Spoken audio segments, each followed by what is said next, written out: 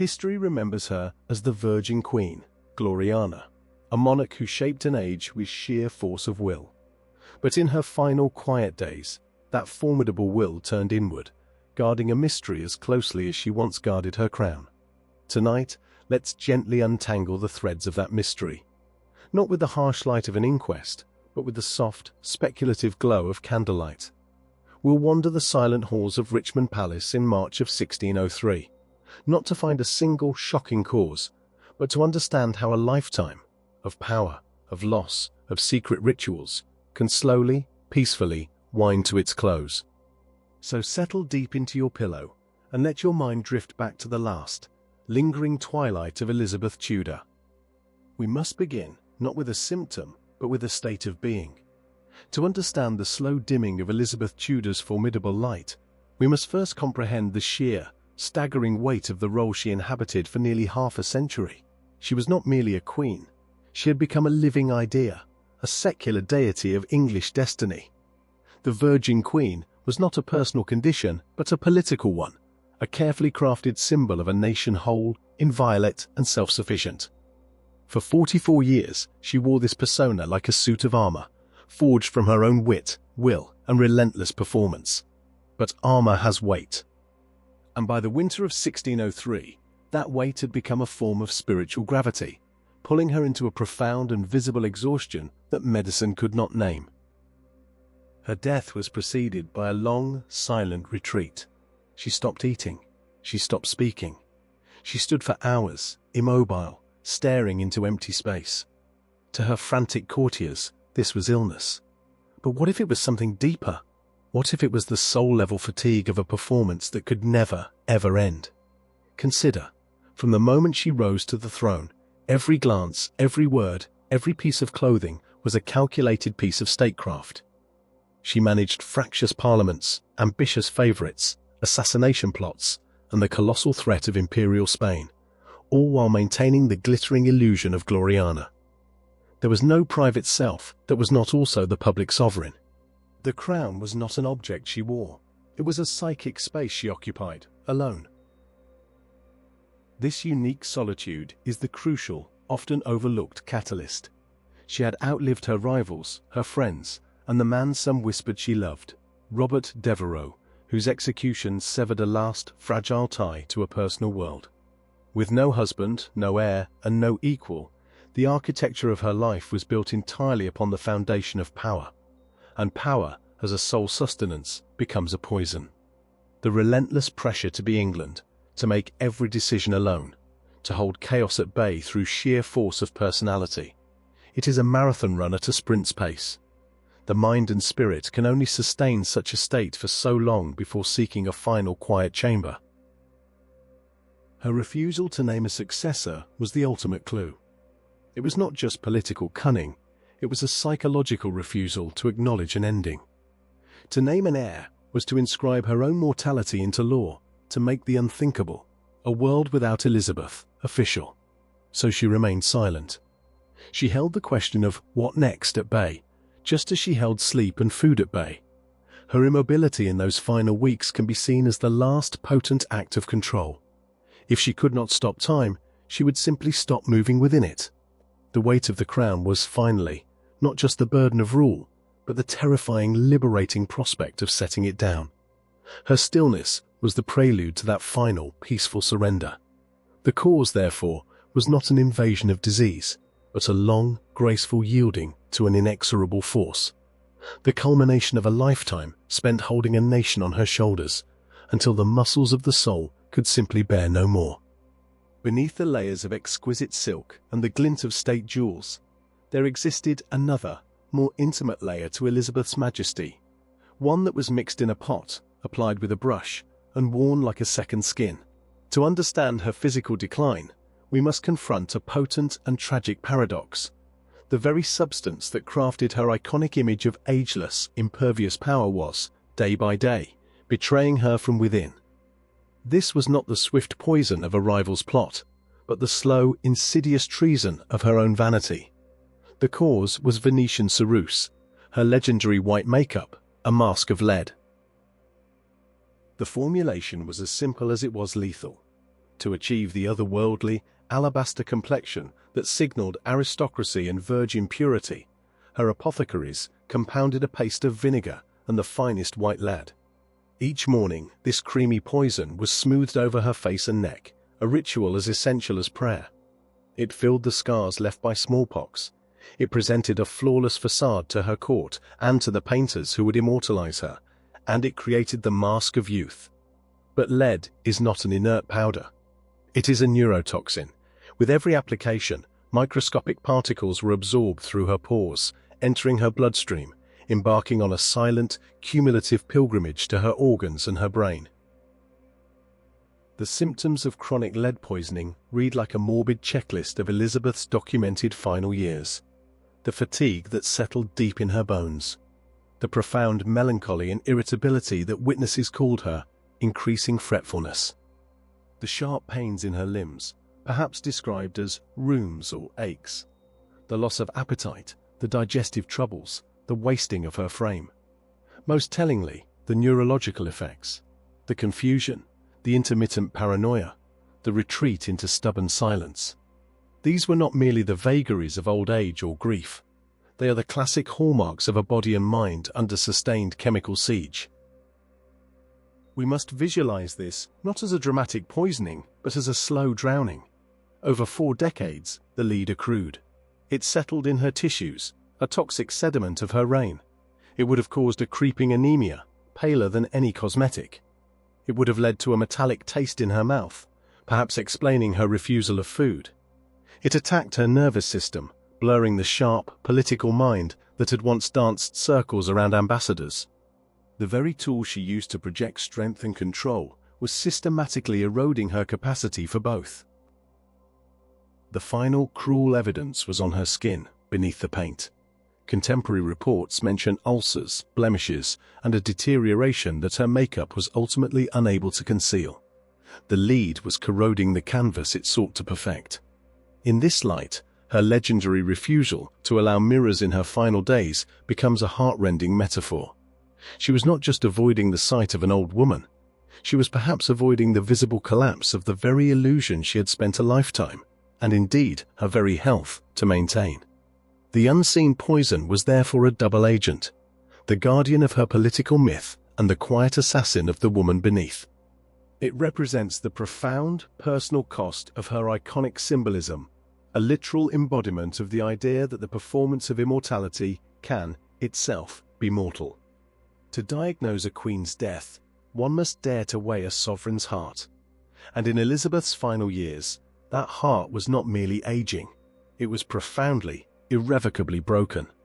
The clinical explanations of infection or poisoning missed the essential human truth. Her spirit underwent a fracture from which it never healed. The catalyst was not a pathogen, but a person. Robert Devereux, the Earl of Essex. Their story was a turbulent symphony of favor, folly, and fatal rebellion, and its devastating crescendo left the Queen's emotional world in silent ruins. Elizabeth was a master of political affection, but with Essex, the lines blurred. He was decades her junior, brimming with the dashing, reckless vitality that her calculated court had long suppressed. She showered him with titles and attention, seeing in him perhaps the son she never had, or the romantic hero her station forbade. He was her wild horse, and she delighted in both his charging spirit and her own ability to rein him in. But this was a dangerous game.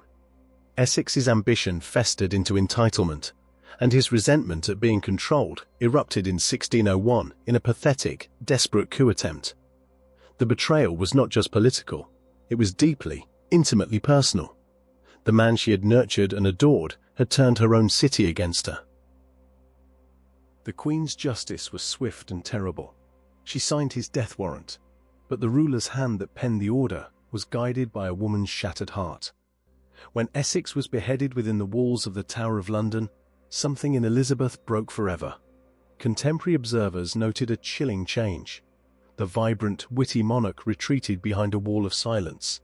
She was reported to have sunk into a deep, settled, and unmoving melancholy.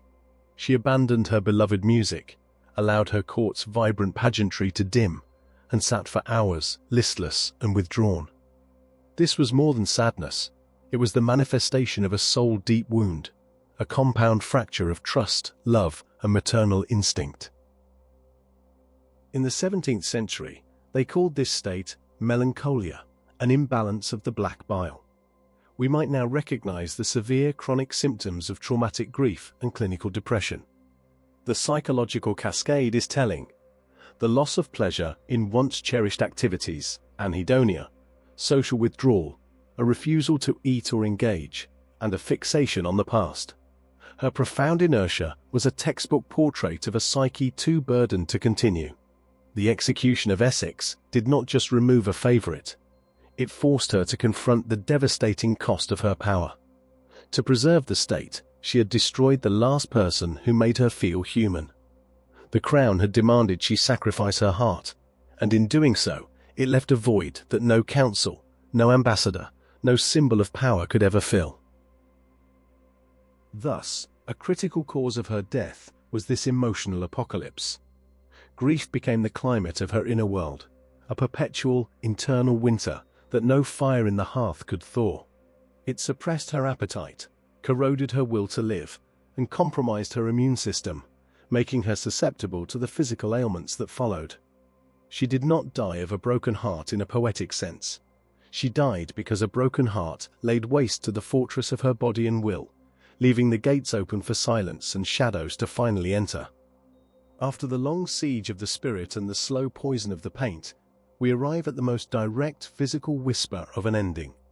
The grand tapestry of a monarch's life is often hemmed by the most common of threads. For Elizabeth, the final, immediate cause was likely not a regal affliction, but a humble, brutal fact of 17th century existence. A body, weakened and depleted, succumbing to a mundane infection. The two most probable culprits are pneumonia, a cold creeping thief of breath, or septicemia, a silent fire in the blood. These were not dramatic assassins, but opportunistic shadows that moved in when the light of her vitality grew dim. Picture the scene. Richmond Palace in late winter. Draughty stone halls, damp from the Thames mists. The Queen, in her frail state, fasting and wrapped in thought rather than warm furs. The conditions were a perfect recipe for pneumonia, an inflammation of the lungs that would have begun as a chill, a cough, a tightening in the chest. In a body already emaciated from lack of food and sapped by chronic lead exposure, the immune system's defenses were mere parchment walls. The infection would have spread, filling the delicate air sacs of her lungs with fluid, making each breath a shallow, laborious effort. The observed cold distemper and her increasing lethargy, drifting into delirium, aligned perfectly with pneumonia's progressive suffocation of consciousness from within. The alternative, or perhaps a concurrent, agent was blood poisoning. Elizabeth's dental health was notoriously poor. Her teeth, blackened and rotten, were a source of chronic pain and shame. In an age before understanding of bacteria, a deep dental abscess could have quietly ruptured, seeding the bloodstream with a storm of infection. This is septicemia, a systemic inferno. It would explain a rapid, dramatic decline marked by fever, confusion, and organ shutdown. Her refusal to be examined too closely, her famous vanity, even in sickness, would have hidden the source until it was far too late for any remedy. This final physical cause is crucial because it represents the point of convergence. The lead poisoning weakened her systems. The weight of grief and crown suppressed her will to nourish and care for herself. The winter chill provided the spark. Then, the bacteria found their foothold. Her body, the vessel that had carried the immense project of Elizabeth for 7 decades, finally issued its own quiet biological surrender. It was not a single failure, but a cascade. The palace physicians, with their lancets for bleeding and their herbal decoctions, were powerless. They were fighting a phantom with the wrong weapons, not understanding that the true battle had already been lost in the realms of chemistry, psychology, and time. Thus, the body's final whisper was not a statement of defeat, but a simple physiological fact. It was the period at the end of a very long, complex sentence. It reminds us that beneath the iconography of power, the portraits, the speeches, the global legacy, lies a human animal, subject to the same fragile mortal mechanics as any other. The grandeur of her reign met its terminus in the quiet, desperate struggle of cells for oxygen, or in the silent, spreading heat of an infection she could neither see nor name. We have traced the separate strands, the weight of sovereignty, the insidious poison, the anchor of grief, the failing flesh. Yet, to view these merely as accumulated causes is to miss the final, profound truth of her passing. Elizabeth Tudor did not die as a passive casualty of these forces. In her end, she authored one last, magnificent act of statecraft.